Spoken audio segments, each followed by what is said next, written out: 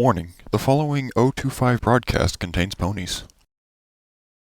Welcome all, this is Omnicron25 of O25 Airwaves welcoming you today for a fanfiction broadcast.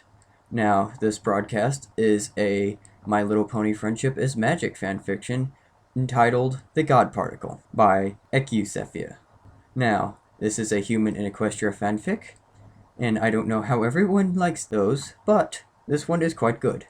So, on with the story, and if you have any comments or questions, leave them in the comment box. Chapter 1, Lab 49. And so I say unto thee, persevere, my brothers and sisters, do not lose hope, for this I have seen in the stars. The day is coming when two sisters shall be born, and they shall have the combined powers of the unicorn, the Pegasus, and the earth pony. Their power shall be tripled, and then multiplied 1,000 times 1,000-fold, even 10,000 times 10,000-fold. Then they shall do battle with he who causes chaos, and they shall strike him down. They shall render him powerless, and they shall bind him in stone for an age. Then shall the two sisters take up the throne of Equestria, and rule with peace, love, and wisdom. Power over the very forces that drive the universe shall be theirs. Even the sun and moon shall bow before them. Keep watch, my fellow ponies, our deliverance draws nigh. Excerpt from the Unicorn Prophecies, as written by Starscroll the Bearded in the year 36 BCL, before Celestia and Muna. Workaholic, at least that's how his friends described him, the few friends he had anyways. He wasn't known for being the most social person in Chicago. It was late in the evening on a cold, snowy December 21st. Most of the windows in the buildings of the Fermi National Accelerator Laboratory campus were dark. Almost all the scientists and engineers had already gone home for the Christmas holiday. Other than the occasional security patrol, the only sign of life was the fluorescent glow from the frosted window of Lab 49.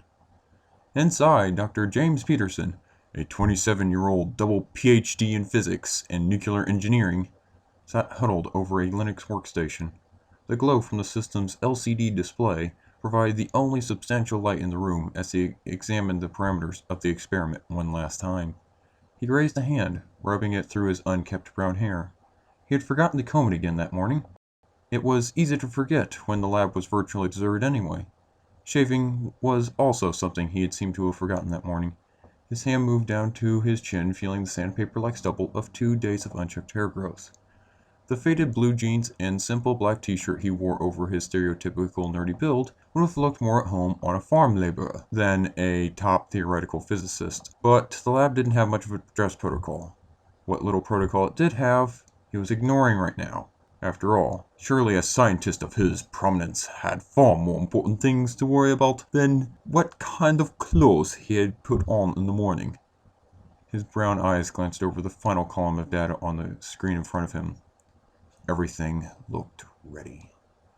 It's late, James, and it's 4 days before Christmas. You really should pack it in and go enjoy the holidays. His colleague, Dr. Eric Thompson, said, walking into the lab from outside. James could see his reflection on the black background of the LCD panel in front of him.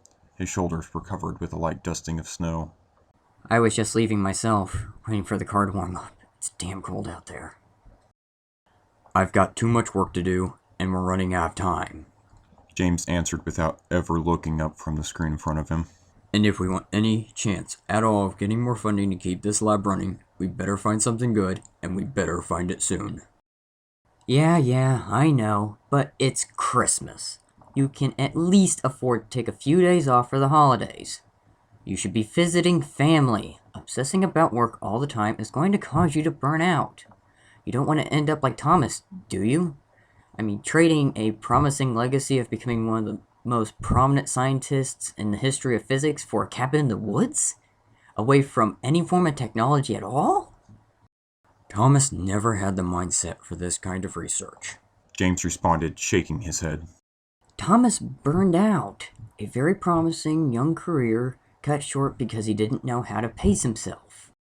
He'd had this discussion with Eric before. He definitely didn't want to have it again. Not right now. Not when Eric was supposed to be leaving to visit his family for the holiday. not when he was supposed to be looking forward to getting this latest experiment started. Make sure you keep an eye on the time, Eric. You don't want to miss your flight. You'd have a hard time getting another one with as full as the planes will be right now. The hint wasn't very subtle, he knew. But he also knew that Eric was fully aware he was tired of having the burnout discussion. Eric scoffed slightly. You think I was going to risk a flight cancellation? In this city, at this time of year, with the weather as unpredictable as it is, there's probably already major delays at the airport from the snow. I'm playing it safe and driving. You be careful then, Eric. The roads are going to be bad. You know I will be. Born and raised in the frozen north, he said, chuckling. You don't have to worry about my winter driving skills. It's not your winter driving skills I'm worried about. It's the people from down south visiting family up here who's never driven in the snow before. I'll watch out for him, Eric responded. In the reflection from the display, James could see him turn to peer out the window for a moment. Then he turned back. Looks like the ice on my windshield's finally melted. Don't work too late, James. Really. You need to take some time off. Enjoy life a little bit, and have a Merry Christmas. Okay? I'm only going to be here about another hour. I'll just have one more experiment I want to run. You go ahead and go, Eric. Go see your family, but drive careful, and you have a Merry Christmas too. I'll see you after the holidays when you get back. Thank you. I'll see you then, Eric responded, turning for the door. James nodded absent-mindedly, never having turned his focus away from the Linux system in front of him. The footsteps of Eric walking down the hallway, the beep of the electronic lock on the door as he badged out, the sound of the door closing and latching. Finally, peace and quiet, and he could focus entirely on his research. It's not that he didn't like Eric, far from it. Eric was, without a doubt, his best friend, and an exceptionally intelligent scientist. It's just, James didn't like any distractions that came between him and his research. And as far as going home to visit family for Christmas, well, it wasn't like he was married or had any children to go home to. And he particularly didn't get along well with his parents, sister, or other family, so there was no better place to be for him right now than the lab. After the distraction, he scanned over the parameters for the Trevatron and its massive particle collision detectors one last time before selecting the option to start the experiment. After a built-in 30-second safety delay, the Beam on sign in the lab came to life as the Trevatron started to accelerate protons and antiprotons around the massive 4-mile ring at speeds approaching the speed of light, and energy levels approaching 1 trillion electron volts. He leaned back in his chair and relaxed a bit now, watching the numbers start to increase and change on the display as the collision detectors begin to record their data.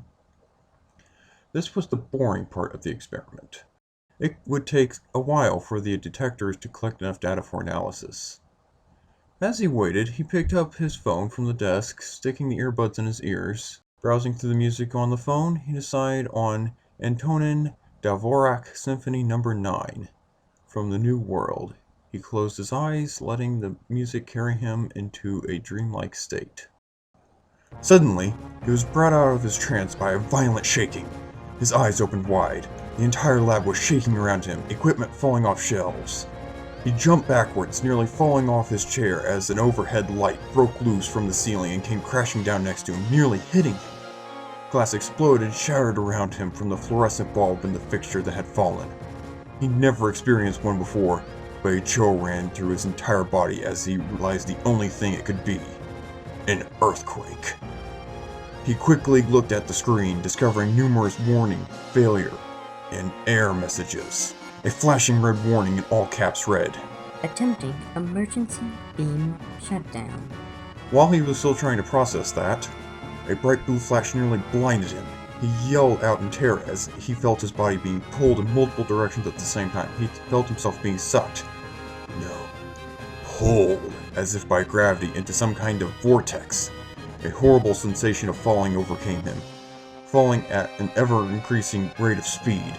He could see several pieces of the disintegrating lab falling with him. Immediately, he raised his arms to shield his face as debris began to slam into his body. Dizziness and lightheadedness began to overcome him. Shortly, he slipped into unconsciousness. That awful sensation of falling, the last thing he felt. James awoke to the sound of nothing but quiet. As his vision cleared, he realized it was still dark out. Gradually, things started to come back to him. The shaking, the earthquake, the pulling sensation. Suddenly, the magnitude of the quietness hit him. It was all wrong. There should be commotion, and lots of it. There should be sirens and fire trucks. There had just been a major earthquake that had caused an accident at the lab. He frantically reached into his pocket, looking for his iPhone. To his relief, it was still there, and appeared to be intact and functioning. Quickly, he dialed 911 emergency number, and was rewarded with a single beep. He pulled the phone away from his ear, looking at the display. 0 bars, in the middle of the screen displayed no signal. That was strange, he thought, but then again, maybe the earthquake had knocked the power out to the mobile phone towers. For the first time since awakening, he started to really look around him. In the immediate area, various types of debris that he assumed must have been the remains of the lab, but underneath him, however, was just dirt, grass, and forest undergrowth. But that couldn't be right. These grounds were obviously unattended, and had been for quite some time.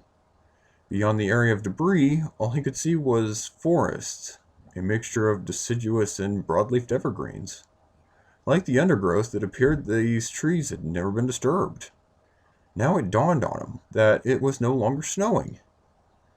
Nor was there any sign of snow on the ground, and the temperature was more like summer. Far too warm for December and a night at Chicago. Well, maybe I can't get a cell phone signal, but I should at least be able to find out where the hell I am. He looked at the phone again, turning on the GPS. Searching for satellites. Unable to acquire satellites. Cannot determine position because a GPS lock cannot be acquired. What the hell? He could feel panic starting to build inside of him now. Quickly, he scanned through his entire brain, all of its knowledge of theoretical physics, trying to come up with any scientifically logical explanation that would explain the situation he found himself in. That there had been some type of accident with the Trevatron caused by an earthquake was obvious. Whatever had happened inside that accelerator tunnel after the earthquake started was, no doubt, well outside the experiment's design parameters. But that brought him no closer to any kind of hypothesis about what might have happened. This isn't possible. It's not logical. It's not possible. It's not possible. He repeated to himself over and over again, worry filling his voice as he started to hyperventilate, the panic taking deeper root inside of him. He tried to catch himself. Calm down. Calm down. Panic won't do you any good, he said to himself, forcing himself to concentrate on his breathing and slow it down. The best thing he thought he could do right now is try to take an analytical look at the situation he was in and what could be done about it. The first concern was obvious.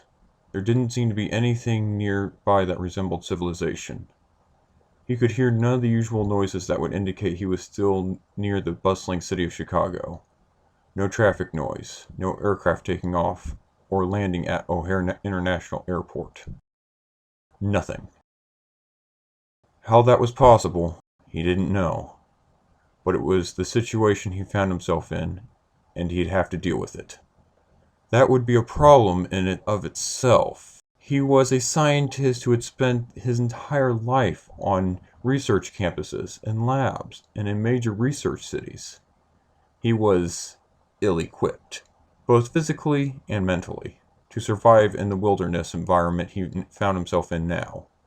He simply did not have the wilderness survival knowledge or physical stamina for this kind of environment. He knew it was unlikely he would survive for more than a few days if he could not find help. He stood up now, wincing and stumbling as he worked the stiffness out of his legs. At least they seemed to be all right. There was some bruising, soreness, and minor cuts where the debris had slammed into him, but no serious lacerations and nothing fractured or broken. He started to examine the debris he found lying around him, looking for anything that might be useful to aid in his survival. burned out electronics. Electronic components such as resistors, capacitors, transformers, none of which were likely still functional. A metal placard lying upside down. He reached down to turn it over. Etched into the other side of it was Lab 49. Other than that, he found a few long pieces of steel, twisted, bent, and some with sharp edges. Part of the building structure itself. He frowned.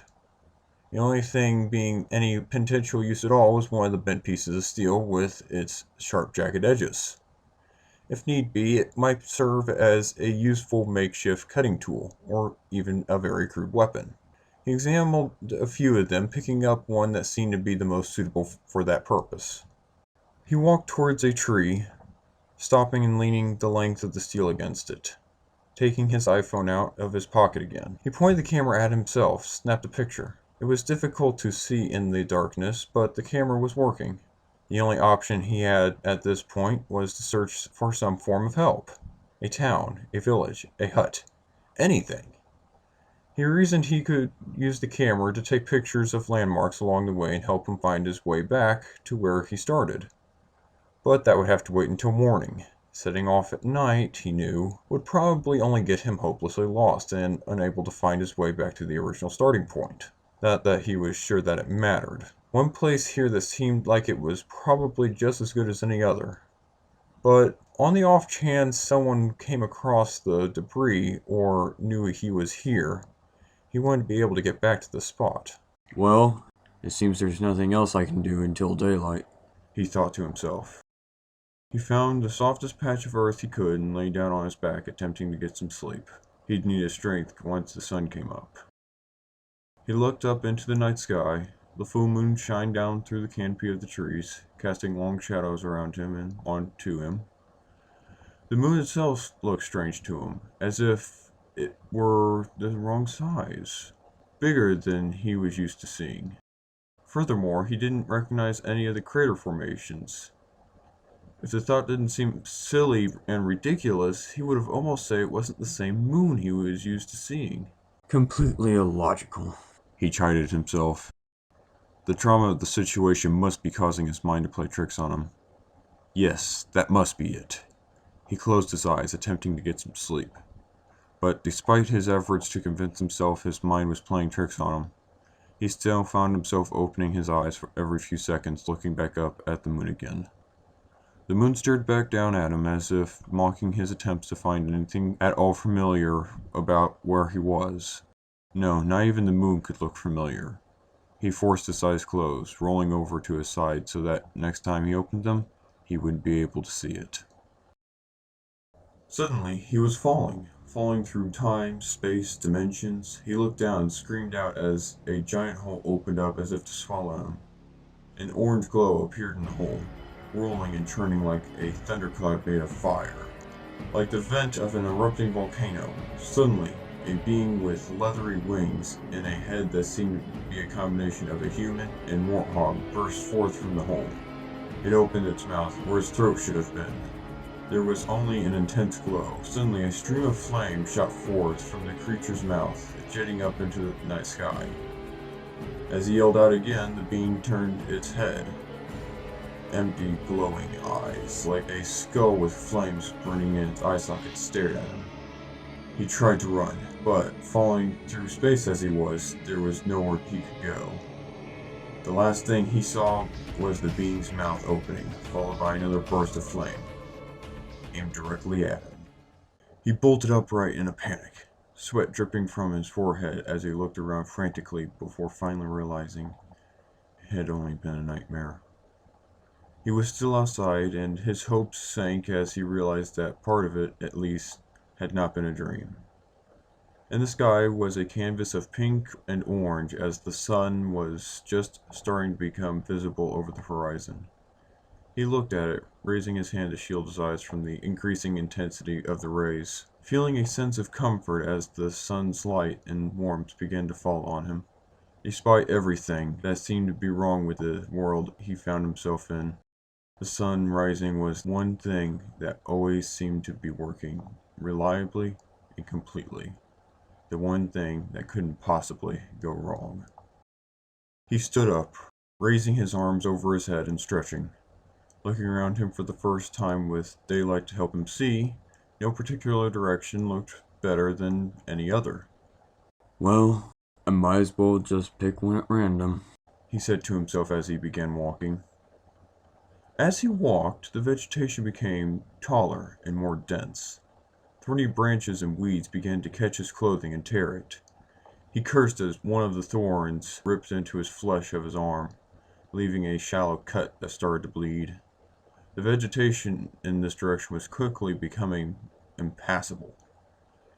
That probably meant he was going the wrong way, he reasoned. If the forest was getting thicker in that direction, it probably meant that he was getting even farther away from civilization, further away from an area that had ever seen human activity.